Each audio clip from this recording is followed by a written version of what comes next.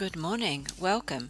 So, this is day 60 of our fitness challenge, 35-day detox fitness challenge, and we are building up to see if we can do 100 push-ups and giving ourselves 100 days to do it.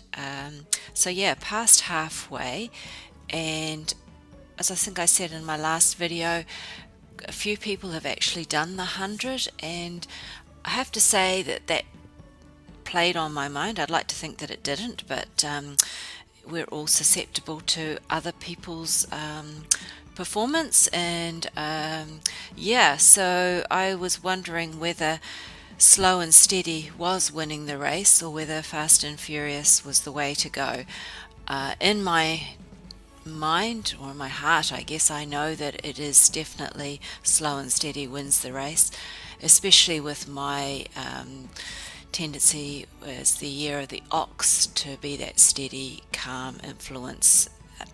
But we all get sidetracked, and so this video shows me getting slightly sidetracked in that I decided to do fast and furious, and what I did was I lifted myself up, so I didn't use the log. I went up onto the wall, and so with less horizontal, there's less body weight involved, and therefore it's less core strength needed. But so in its own right, it gave me a bit of an opportunity to see how the shoulders were working, and you will see me do 91 of them, which was pretty amazing. I did pyramids starting at 13, working my way down. Partway through, I have to say that I created a massive pain through my shoulder, neck, and into my head. It's almost like my head was going to blast off with a migraine. It did go, but it took over a day for it to go, so something definitely shifted whilst I was being a bit crazy. I had great intentions of doing the plank challenge in its entirety alongside this, but the reality is that wasn't possible.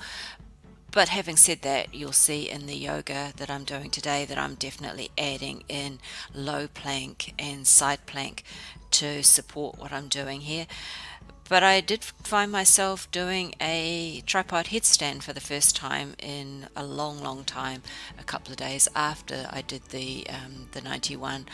So something definitely did shift, and I feel stronger and more empowered, more energized, more in alignment with where I'm going in life, and which is really a good thing to see.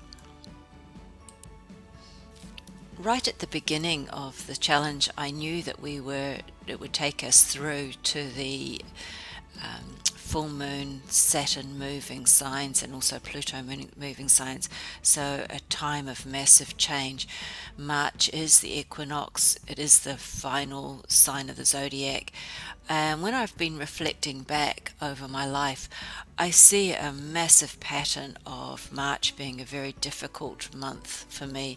It's very much a transition, a time of slowing down and waiting for the fresh energy to come in, and sometimes that does energy gets very low, very difficult, things become difficult, it becomes a little bit difficult to see the way forward, and that just requires trust that it does all come right every year.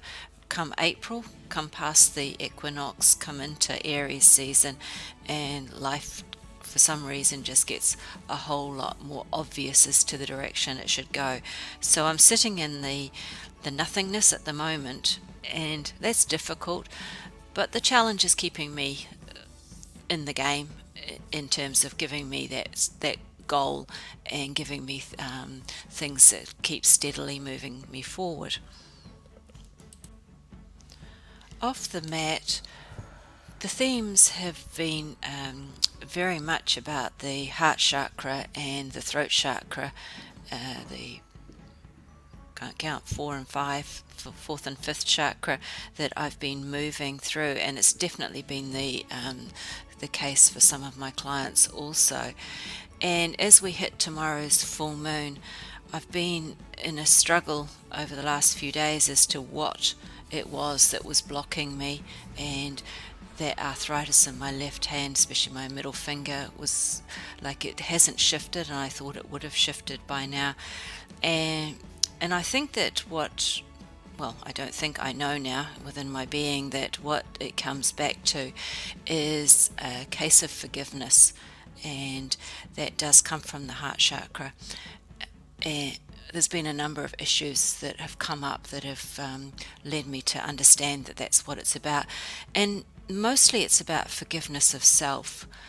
As I said just now, life does get difficult quite frequently over the years at this time, and for me, it's a case now of understanding that I need to forgive myself, that this is a human experience, that we are learning life lessons every cycle, and sometimes we pass the cycle, sometimes we fail, sometimes we just make some progress towards it, and I need to forgive myself for where I'm at, not expecting perfection, not expecting to always rock it. So for now, that's really all I have to say about where I am personally on the push-up challenge. It is a challenge, like all of the 35-day detoxes. They are challenges and they are learning experiences, but they are life-changing, as is this one. The rest of the video is some of my yoga practice. You'll find the full sequence on the other playlist, my at-home videos. And yeah, I hope that you're enjoying my journey, learning something from it. If you'd like to subscribe to the channel, it certainly makes me feel good to understand that I'm not in this on my own. And thanks very much for listening. Right, bye bye.